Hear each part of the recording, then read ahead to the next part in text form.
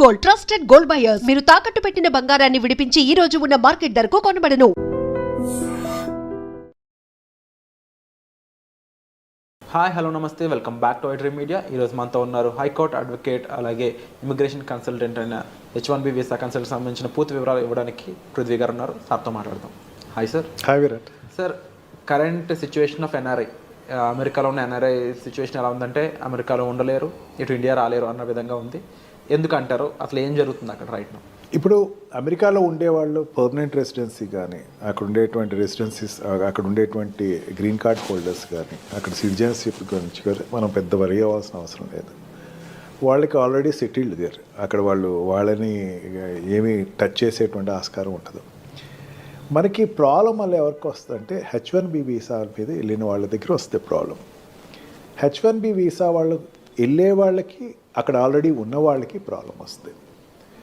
Trump ఉద్దేశం ఏంటంటే ముందు అక్కడ ఉండేటువంటి ఎంప్లాయీస్కి, H1B వీసా ఎంప్లాయీస్కి శాలరీలు పెంచేస్తాడు ఫస్ట్. అంటే ఉన్నటువంటి $1,20,000 పర్ యానం US డాలర్స్లో వచ్చేటువంటి ఎంప్లాయీస్ ఎవరైతే ఉన్నారో వాళ్ళకి ఒక్కసారి శాలరీ పెంచేస్తాడు. అంటే $1,20,000 నుంచి $1,40,000, $1,50,000 చేస్తాడు. తన ఉద్దేశం ఏంటంటే ఈ $150,000 జీతం శాలరీ తీసుకోగలిగినటువంటి వాళ్ళు మాత్రమే అక్కడ ఉండాలి. ఓకే.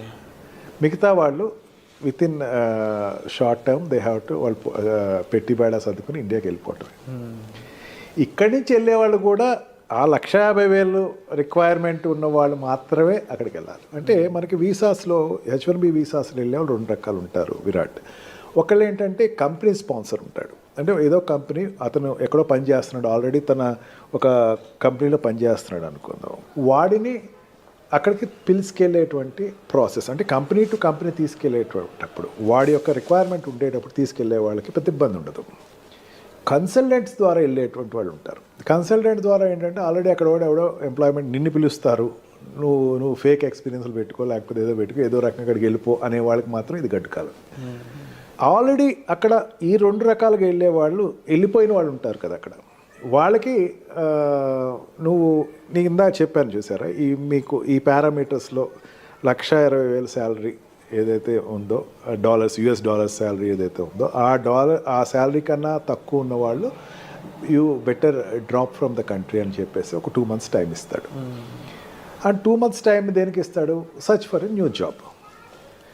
వాడికి సర్చ్ చేసినా సరే వాడికి అక్కడ రావాల్సిన $1,20,000 శాలరీ తోటి ఉండేటువంటి ప్రమాణాలతో ఉండేటువంటి కంపెనీలో జాయిన్ అవ్వాలి.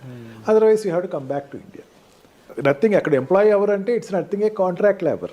ఇక్కడ నుంచి కాంట్రాక్ట్లో అక్కడికి వెళ్తాడు. 6 months to 2 years కాంట్రాక్ట్లో వెళ్తాడు. వెళ్ళిన తర్వాత రెగ్యులరైజ్ అవ్వడు. అంటే వాడు అక్కడ ఉండేటువంటి what we call green card కానీ, అక్కడ రెసిడెన్సీ పర్మిషన్ కానీ రాదు వాళ్ళకి. వాళ్ళు ఇంకా గాల్లోనే ఉంటారు. అసలు రెసిడెన్సీ పర్మిషన్ రావాల్సిన వాళ్ళు ఇంకా 60 లక్షల మంది ఉన్నారట అక్కడ. ఇంకా 60 లక్షల మంది ఉన్నారు. ఓకే. వీళ్ళందరికీ ఎప్పుడు రాను, వాళ్ళు 3 phases వైజ్గా వస్తుంది. వాళ్ళకి ఫేస్ వైజ్గా రావాల్సి ఎప్పుడు వచ్చిన వీళ్ళకి, I'm not talking about Indians, world వైజ్గా ఉండేటువంటి అక్కడ US ఉన్న వాళ్ళు 60 లక్షల మంది. వీళ్ళందరికీ రావాలి.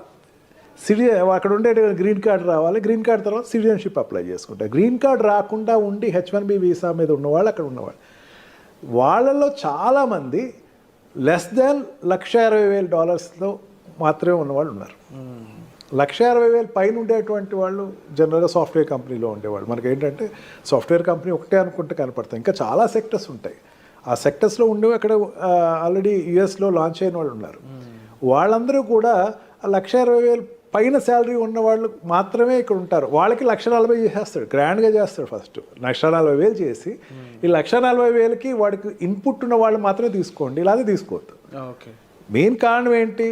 నా దేశీయస్తులు అక్కడ ప్లేస్ అవ్వాలి. అంటే అక్కడ జనరల్గా అక్కడికి వెళ్ళే వాళ్ళు అక్కడ ఉండే వాళ్ళతో కాంపిటేటర్స్ అవుతారు.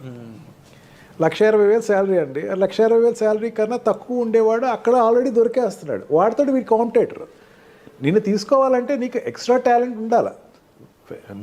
నీ పర్సనాలిటీ నువ్వు ఎంబోర్డ్ చేసుకోవాలంటే నీకు you must be an extraordinary person for US.